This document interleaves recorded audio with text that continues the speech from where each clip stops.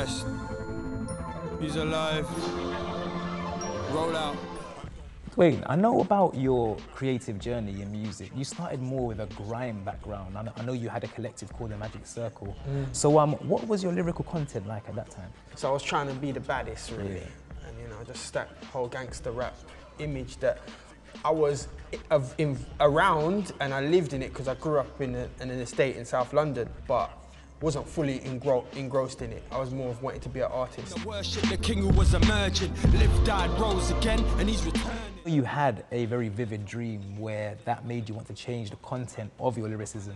Tell me a bit more about that dream. One night, I just saw this vision of a cloud in the form of a man pointed at me. It was so massive, I was like, please don't point at me, please don't point at me. It's like this big, scary vision.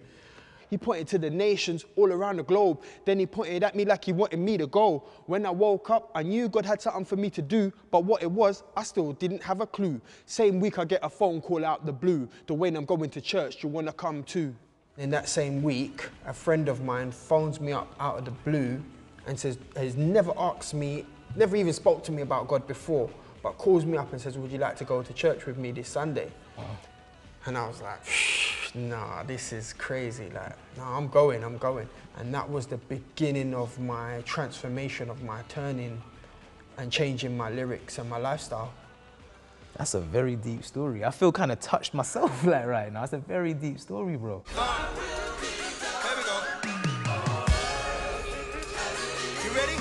Hey! Have you kept your style the same purposely in regards to yourself as a person and your music? If I was to like say, oh, I'm Christian now, so I'm going to change how I dress, change how I talk, it would become just quite a mechanical facade for people to see.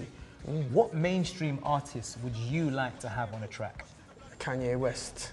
I liked the experimental nature of the music. I like that. There's no more hate. When I think about it, Lord, I just can't wait. Gonna see the angels at the pearly gate. Spread out my wings, I wanna fly to the place. There may also be many artists who are Christians.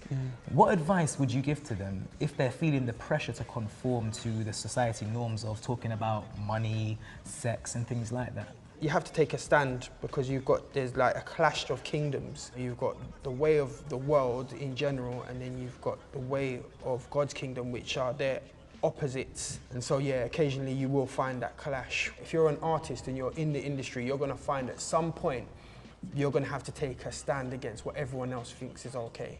What would you recommend as the skank or two-step for me to use while I'm in church dancing to the music? Okay.